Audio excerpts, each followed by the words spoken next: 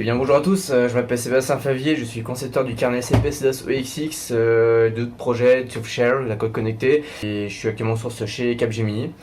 Je fais cette vidéo pour cette application polémique Stop Covid-19 qu'on trouve sur le Play Store, sur Android, etc. J'ai remarqué sur les réseaux sociaux que l'application faisait déjà polémique bien avant que l'application soit sortie. C'est fort ça. J'ai surtout remarqué que d'un coup tout le monde est devenu développeur ingénieur en mobile. Ça j'ai trouvé extraordinaire, j'ai plein de potos du coup. C'est pas forcément aux gens qui ont partagé les informations que j'en veux parce que personne n'est calé dans le développement informatique, dans les mobiles, tout ça, dans les technologies. Donc voilà, c'est pas eux que j'en veux, c'est surtout aux personnes qui ont créé la source et savoir comment ils ont testé. Parce que clairement, il y a juste une photo, du texte, hop, tu partages ça, partager, machin, machin, et je trouvais ça un peu absurde. Alors ce que je vais faire, c'est que là actuellement, j'ai installé l'application Stop Covid sur mon iPhone 3 et sur mon iPhone 5 qui filme actuellement. Le but c'est de pouvoir récupérer les informations qui sont transitées entre l'application et les serveurs du gouvernement. Alors explication très simple, j'ai mon premier téléphone qui est en Wi-Fi sur mon ordinateur portable, qui lui est en Wi-Fi sur un autre téléphone qui a aussi le truc Covid pour la connexion 4G. Ce qui me permet de déplacer à l'extérieur sans priver de connexion internet à lui. Sinon on peut pas voir ce qui transite. Donc en fait, entre l'application Stop Covid du téléphone et le PC, les données sont transitées, bien sûr, et que ces données Stop Covid de l'application soient récupérées dans l'ordinateur pour ensuite être envoyées en 4G. Voilà. Le but c'est partir de chez moi à la maison tranquille pépère avec ça, arriver à la Pardieu, donc parmi le masse de population en bleu. En rouge, l'application Stop Covid qui est éventuellement installée, probabilité un peu plus faible, vu le nombre de personnes qui se méfient, mais il y en a quand même. Rester là pendant une bonne demi-heure et ensuite repartir chez moi à pied. Et là, on va analyser tout ça. Le but étant de partir de chez moi, donc Lyon 3, Maisonneuve, mon chat, aller jusqu'à Pardieu à pied, m'arrêter là-bas pour une bonne demi-heure à côté de tout le monde. Donc, sachant que tout le monde bouge, tout ça, il y a peut-être une probabilité qu'il y a un certain nombre de personnes qui ont installé l'application Covid.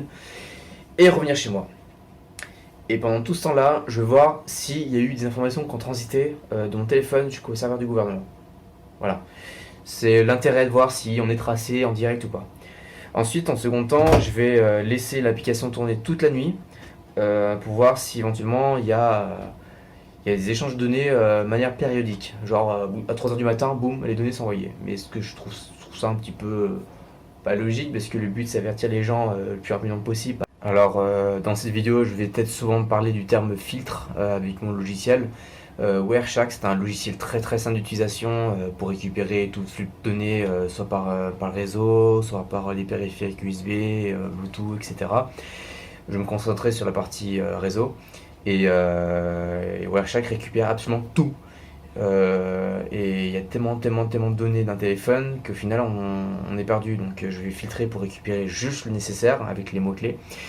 Et pour ce coup-ci, c'est l'adresse IP du serveur du gouvernement. Comment j'ai eu cette adresse IP? Eh bien tout simplement, lors de l'inscription de l'application sur le téléphone, il y a une petite transition, peut-être pour les statistiques, je ne sais quoi, sur le cloud, du bel accent, la cloud, sur les serveurs du gouvernement. Et grâce à cette adresse IP, du coup, j'ai pu filtrer tout ça et me fixer sur cette adresse IP. Et du coup, si la page est blanche, c'est que je n'ai pas d'activité. Si la page comporte des petites inscriptions, c'est-à-dire que hop, on a des informations qui transitent. Yappé. Voilà, donc c'est parti, je vais aller jusqu'à Pardieu et faire ces tests. Donc avant de partir, je vérifie bien si je suis connecté sur la Wi-Fi de mon ordinateur. Donc je suis bien connecté, donc j'ai le logiciel qui récupère tout le flux de mon téléphone sur l'ordinateur et celui-ci aussi qui permet de la connexion en 4G. Donc voilà, donc je vais balader sur Lyon et c'est parti.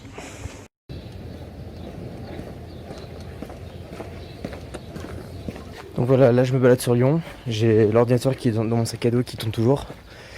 Avec l'application Stop Covid qui est exécutée sur mon autre téléphone. Donc le but c'est me mettre dans la masse dans Lyon, rester plusieurs minutes avec d'autres personnes qui auront éventuellement installé l'application Stop Covid. Et puis on va analyser tout ça une fois rentré à la maison. Donc voilà, c'est parti.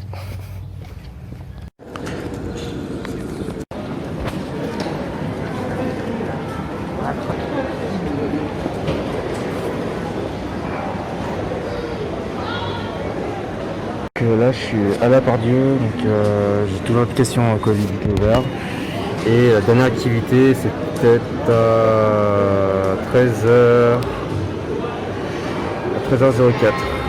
Là, il est actuellement 13h40. Donc pour l'instant, c'est positif. Donc je vais rester là plusieurs minutes avec mes deux téléphones et l'ordinateur qui analyse les paquets. Et en attendant,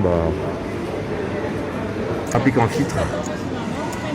Je n'ai toujours pas d'activité de la part de l'application Stop Covid. Pourtant, il y a quand même beaucoup de gens autour de moi. Donc pour l'instant, ça confirme le fait que l'application ne communique pas à tout va la position, etc.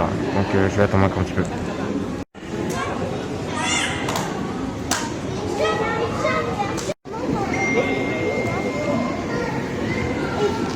Bon, en réalité, ça va faire une demi-heure que je suis à la gare Pardieu. Si j'applique le filtre du serveur, je n'ai toujours aucune activité concernant l'application Stop Covid. Donc voilà, donc je vais commencer à rentrer chez moi puis voir si au long de la route il y a encore l'activité.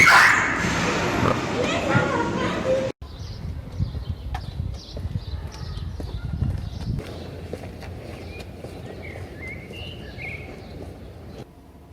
Eh bien, me revoilà à la maison. Donc alors qu'il s'est passé, eh bien pas grand chose, c'est le cas de le dire. Là, il est actuellement 16h27, je n'ai toujours pas d'activité concernant l'application Stop Covid. Donc ce qui en résulte de dire qu'il n'y a pas grand chose de polémique comparé à ce que les gens, ingénieurs, je ne sais quoi, pourraient faire sur internet.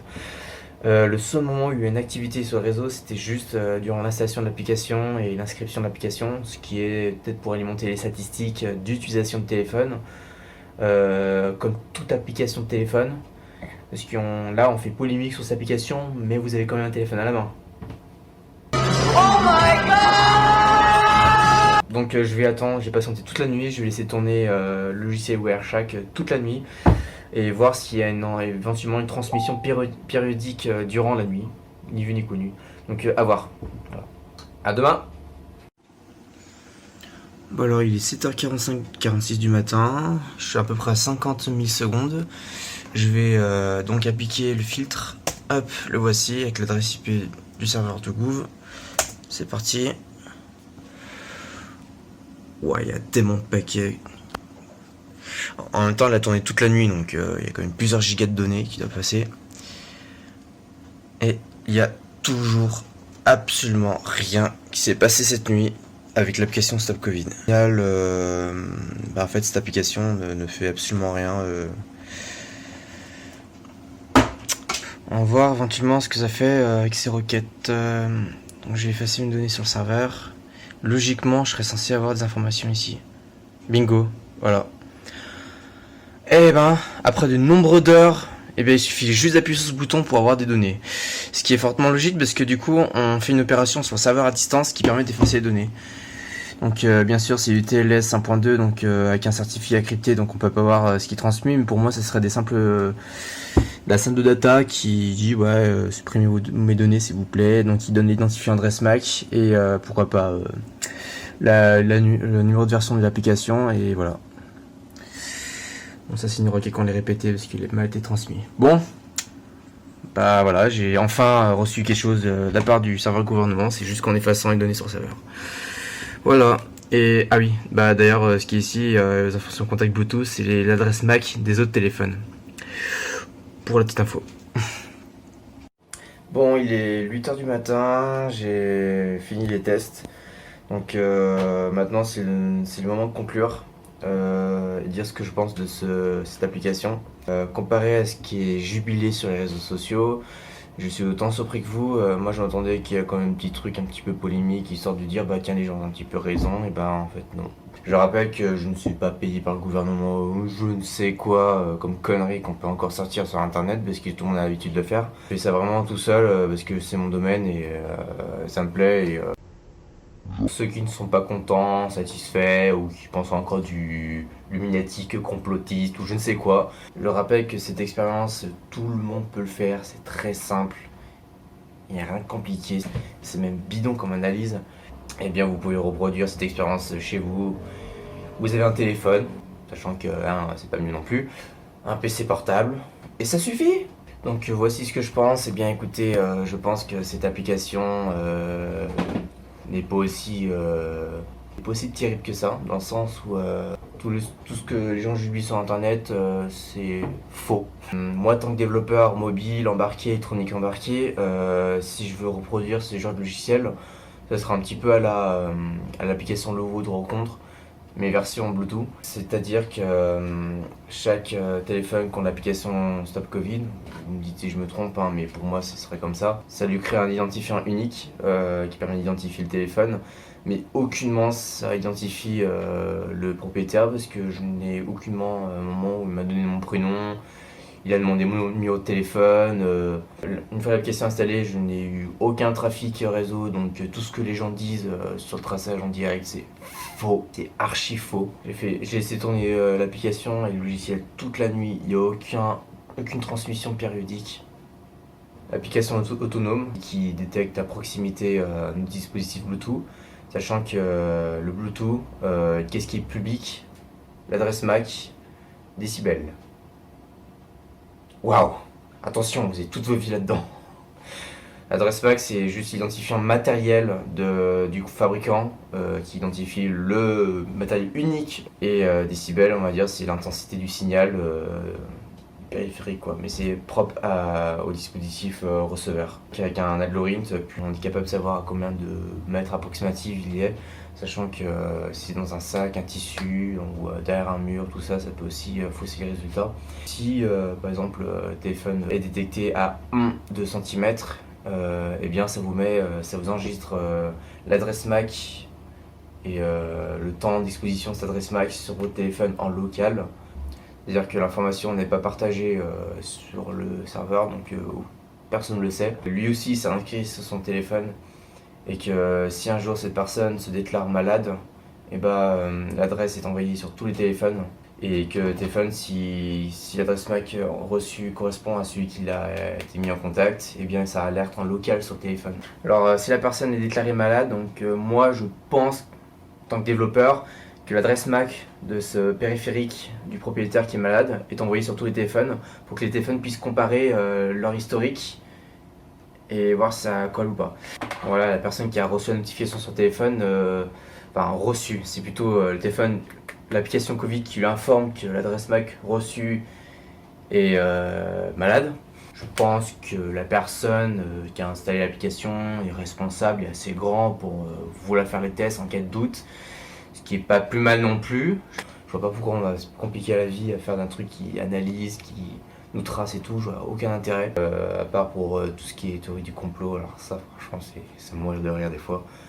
Tous ces gens qui ont soi-disant cassé les antennes 5G alors qu'en fait c'est des équipements radio, TV. Bref, je vais pas partir aussi loin, je pense que beaucoup de gens ont besoin d'un peu minimum de culture informatique, un minimum de culture électronique embarquée pour jubiler tout ça sur internet.